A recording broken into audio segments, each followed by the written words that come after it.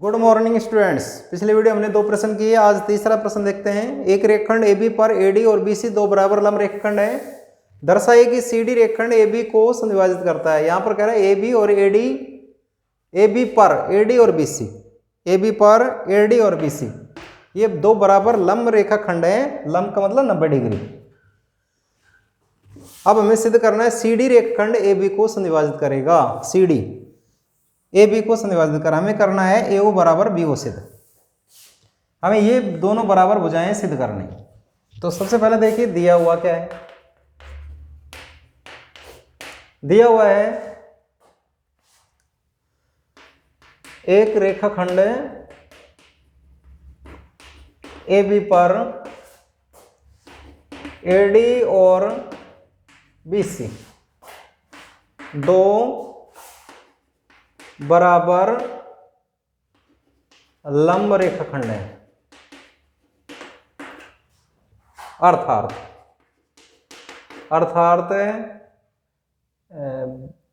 AD बराबर है BC, ये दिया हुआ है और लंबी है।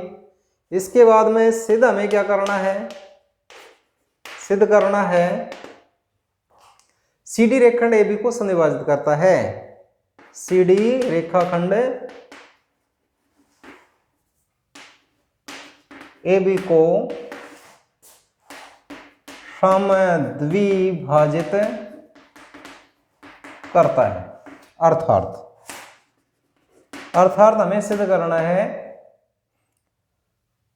AO बराबर BO उत्पत्ति।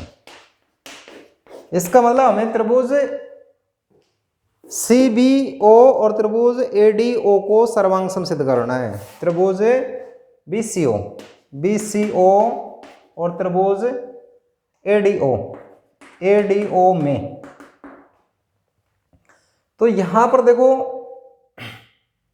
ये कोण है ना 90 डिग्री का, तो यहां पर कोण B बराबर है कोण A।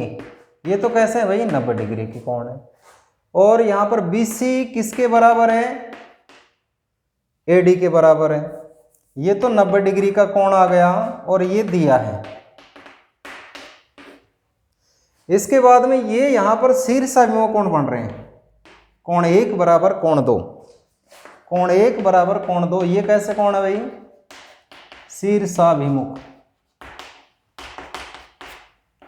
तो यहां पर कोण भुजा कोण यानी कि ASA नियम से त्रिभुज BCO सर्वांगसम हो गई त्रिभुज ADO।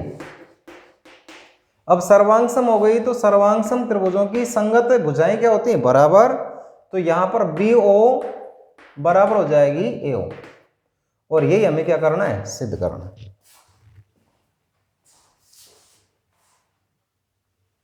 अगला प्रश्न देखिए। L और M दो समांतर रेखाएं, L और M दो समांतर रेखाएं, P और Q एक अन्य समांतर रेखाओं का युग्म है जो इनको प्रतिच्छेद करता है। तब हमें सिद्ध करना है त्रिभुज ABC सर्वांगसम है त्रिभुज AD, ABC AD A CDA। ये इस दोनों त्रिभुजों को हमें क्या करना है, सर्वांगसम सिद्ध करना है। तो सबसे पहले देखिए दिया हुआ क्या है। दिया हुआ है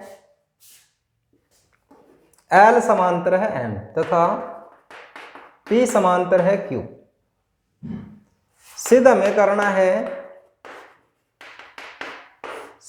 है त्रिभुज ABC सर्वांगसम है त्रिभुज CDA। अब देखो ये इसके समांतर है, ये इसके समांतर है, ये इसके समांतर है। तो आमने सामने की भुजाएं आपस में समांतर है। तो हमने एक समांतर चतुर्भुज पढ़ा था और समांतर चतुर्भुज परिभाषा क्या थी, ऐसा चतुर्भुज जिसके आमने सामने की भुजाएं समांतर हो तो समांतर चतुर्भुज भी कहलाता है। आमने सामने की भुजाएं बराबर हो तो भी समांतर चतुर्भुज कहलाता है।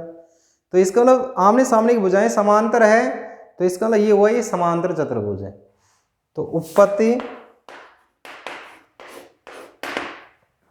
यहां पर देखो चूंकि L समांतर है M, या हम ये कहें AD समांतर है BC। इसको एक नाम देते, ये दिया है भाई, ये इसके समांतर है तो ये टुकड़ा भी इसके समांतर है, तथा P समांतर है Q, P ये इसके समांतर है तो हम ये कह सकते हैं BA समांतर है CD। ये हम ये कह दें AB समांतर है DC। तो ये हो जाएगा 2, ये भी क्या है, दिया है। अब 1 और 2 से आमने सामने भुजाएं समांतर हुई, तो 1 व 2 से ABCD एक क्या हुआ, समांतर चतुर्भुज।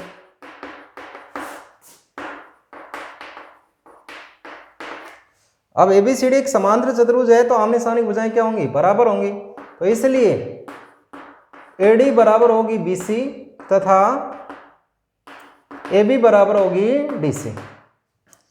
अब दोनों त्रिभुजों को हमें सर्वांग सम सिद्ध कर सकते हैं। ये इसके बराबर, ये इसके बराबर, ये उभयनिष्ठ आ जाएगी। तो त्रिभुज ABC व त्रिभुज CDA में AB तो किसके बराबर है भाई, CD के बराबर। ये हमने प्रमाणित कर लिया। और उसके बाद में AD BC, यानी BC किसके बराबर है, DA, BC बराबर है DA, DA कह दें या AD कह दें। ये तो हमने प्रमाणित किया। और AC उभयनिष्ठ है, AC ये उभयनिष्ठ आ गई। तो कौन से नियम हो जाएगा, SSS नियम से। SSS नियम से त्रिभुज ABC सर्वांग सम है त्रिभुज CDA। और यही हमें क्या करना है, सिद्ध करना है।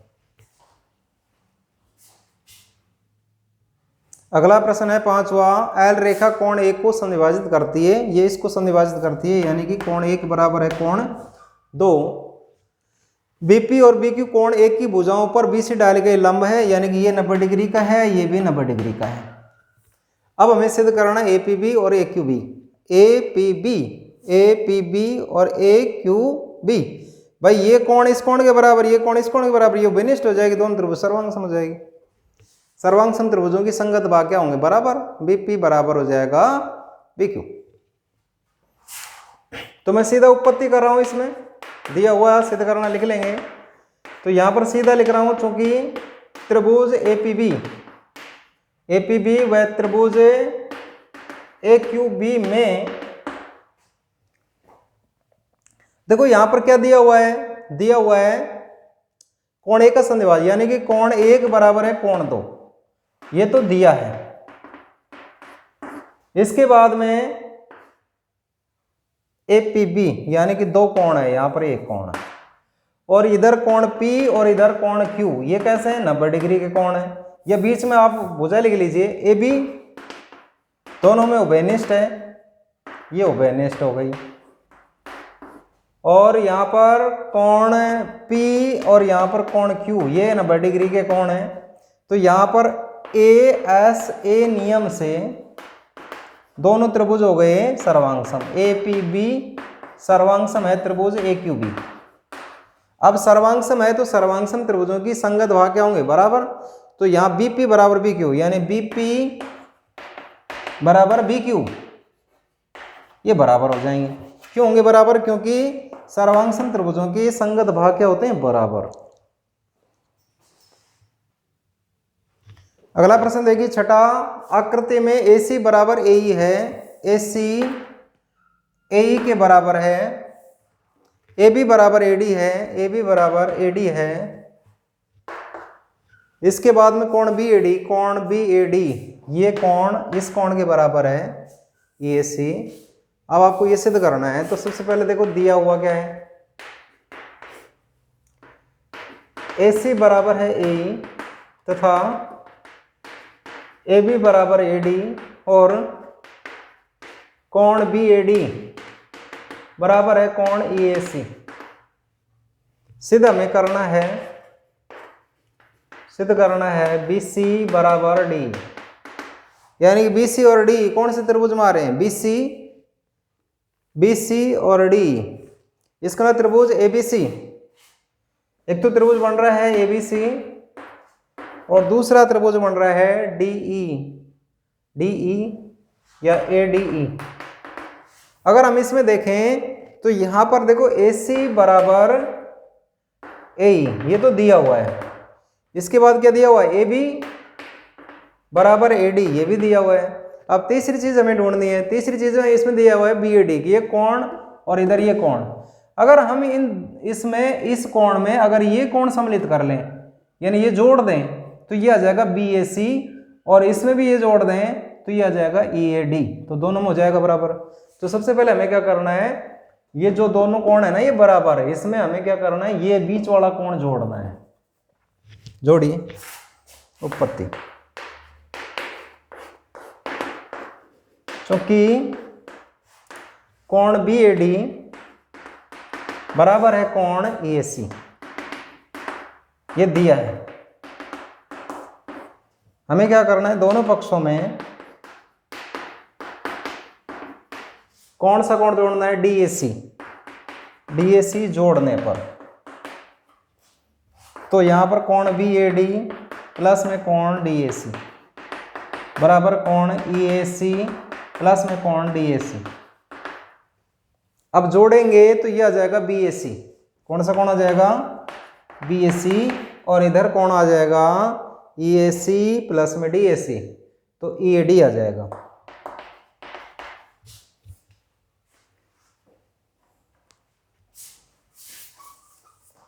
अब दोनों त्रिभुजों को सर्वांग सिद्ध करनी है। कौन सा त्रिभुज है, ABC, और दूसरा त्रिभुज है AD में AC बराबर D, ये दिया हुआ है, और ये हमने प्रमाणित कर लिया, कोण BAC बराबर कोण EAD, ये दिया है, ये प्रमाणित किया, और क्या दिया हुआ है, ये दिया हुआ है AB बराबर AD, ये दिया है। तो भुजा कोण भुजा SAS नियम से त्रिभुज ABC सर्वांगसम हो जाएगा त्रिभुज AD। अब सर्वांगसम हो गया तो सर्वांगसम त्रिभुजों के संगत भाग क्या होंगे, बराबर। तो संगत भाग देखो BC किसके बराबर हो जाएगा, BC बराबर D, और यही हमें क्या करना है, सिद्ध करना है।